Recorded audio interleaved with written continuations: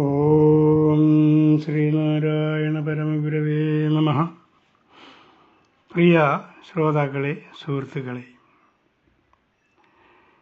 SNDP യോഗത്തിൻ്റെ നിയന്ത്രണം ജാത്യാഭിമാനികളായ ഈഴവപ്രമാണിമാരുടെ കയ്യിൽ ആയതുമൂലം ശ്രീനാരായണ ധർമ്മ പരിപാലനം അവരിലൂടെ നടപ്പാക്കുക എന്നത് അസാധ്യമാണ് എന്ന് ഗുരുദേവൻ കണ്ടെത്തി. അതാണ് ശ്രീനാരായണ ധർമ്മസംഘത്തിൻ്റെ സ്ഥാപനത്തിനുള്ള ഒരു കാരണം. ഇതുകൂടാതെ അതിപ്രധാനമായ മറ്റൊരു കാരണം കൂടി പറയാനുണ്ട്. സന്യാസിമാരായ ഗുരുദേവ ശിഷ്യന്മാരെ ഏകോപിപ്പിക്കുന്നതിന് ഒരു സംഘടന ആവശ്യമാണ്. ശിവഗിരി മുതലായ സ്ഥാപനങ്ങളുടെ ഭരണം ലൗകികന്മാരായ യോഗ നേതാക്കളെ ഏൽപ്പിച്ചാൽ ഗുരുദേവ ശിഷ്യന്മാരായ സന്യാസിമാർ അവരുടെ കീഴിൽ അവരുടെ നിയന്ത്രണത്തിൽ പ്രവർത്തിക്കേണ്ടതായ ഒരു അവസ്ഥയുണ്ടാകും. സർവസംഘ പരിത്യാഗികളായ സന്യാസിമാർ ലൗകികന്മാരുടെ ശമ്പളക്കാരായ തൊഴിലാളികളെപ്പോലെ ജീവിക്കുക എന്നത് അസാധ്യമാണ്. അങ്ങനെ ജീവിക്കുകയാണെങ്കിൽ അവർ സന്യാസിമാരല്ലാത്തവരായി തീരും. ഗുരുദേവൻ തൻ്റെ ശിഷ്യന്മാരെ അനാഥരാക്കാൻ ഇഷ്ടപ്പെട്ടിരുന്നില്ല. സന്യാസം എന്നാൽ എന്താണെന്നോ സന്യാസി ആരാണെന്നോ അറിഞ്ഞുകൂടാത്തവർ സന്യാസി മഠങ്ങളായ ശിവഗിരി മഠം, അദ്വൈതാശ്രമം അതുപോലെയുള്ള സ്ഥാപനങ്ങളുടെ ഭരണകർത്താക്കളായി തീർന്നാലുള്ള അവസ്ഥ എന്തായിരിക്കും? കള്ളിയത്തും മദ്യവ്യാപാരവും മറ്റും ജീവിതമാർഗമായി സ്വീകരിച്ചവരും ചിലപ്പോൾ മദ്യം വിഷമാണ്, അത് ഉണ്ടാക്കരുത്, വിൽക്കരുത്, കുടിക്കരുത് എന്നൊക്കെ ഉള്ള ഗുരുദേവൻ്റെ ഉപദേശങ്ങളെ എപ്രകാരം അവർക്ക് നടപ്പിലാക്കാൻ സാധിക്കും? ഗുരു ആരാണെന്നും ഗുരുധർമ്മം എന്താണെന്നും അറിയാത്തവരായ അങ്ങനെയുള്ളവരിൽ നിന്ന് സമൂഹത്തിൽ സാംസ്കാരികമായ ഒരു നേട്ടവും സംഭവിക്കാൻ പോകുന്നില്ല.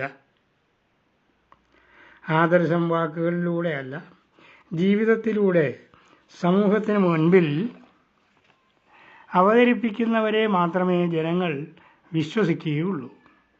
അതിനാൽ ഗുരുധർമ്മം ജീവിതചര്യയായി സ്വീകരിച്ച സന്യാസിമാരിലൂടെ മാത്രമേ ഗുരുധർമ്മ പ്രചരണം സാധ്യമാവുകയുള്ളൂ എന്ന് ഗുരുദേവന് ബോധ്യമായി.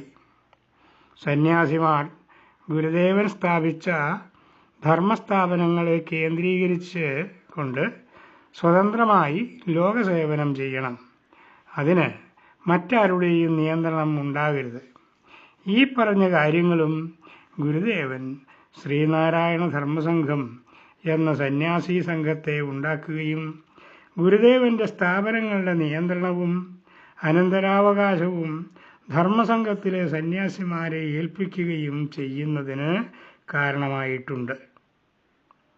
അതിനായി ഒരു നിയമാവലി തയ്യാറാക്കപ്പെടുകയും അതിൻ പ്രകാരം കൊല്ലവർഷം 1103 ധനുമാസം 27 ശ്രീനാരായണ ധർമ്മസംഘം രജിസ്റ്റർ ചെയ്യപ്പെടുകയും ചെയ്തു.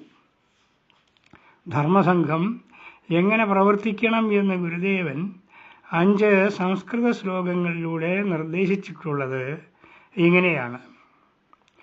ആശ്രമേസ്മിൻ ഗുരു കശ്ചിത് വിദ്വാൻ മുനിരുദാരധീ സമദൃഷ്ടി ശാന്തഗംഭീരാശയോ വിജിതേന്ദ്രിയ പരോപകാരീ സ്യാദ് ദീനദയാലു സത്യവാക്പടു സദാചാരരത ശീഘ്രകർത്തവ്യകൃതതന്ത്രിത അധിഷ്ഠായ സ്യാത് നേതൃത്വം കുര്യാത് കശ്ചിത് സഭാം ശുഭാം അസ്യാം ആയന്തിയേ ദേശു സർവേ സോദരബുദ്ധയ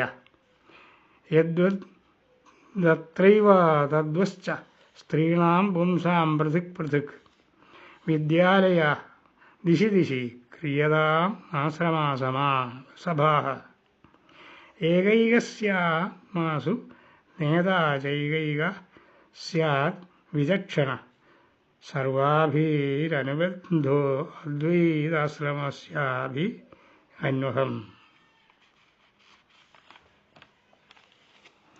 ഈ ശ്ലോകങ്ങളിലൂടെ ഗുരുദേവൻ പറയുന്നത് ഇങ്ങനെയാണ്: ഈ ആശ്രമത്തിൽ വിദ്വാനും തപസ്വിയും ഉദാരചിത്തനും സമദർശിയും ശാന്തഗംഭീരനും ജിതേന്ദ്രിയനും പരോപകാരിയും ദീനദയാലുവും സത്യവാനും സമർത്ഥനും സദാചാരനിഷ്ഠയുള്ളവനും മടിയില്ലാത്തവനും വേഗത്തിൽ കർത്തവ്യങ്ങളെ ചെയ്യുന്നവനും ആയിട്ടുള്ള ഒരു ആചാര്യൻ ഉണ്ടാവണം.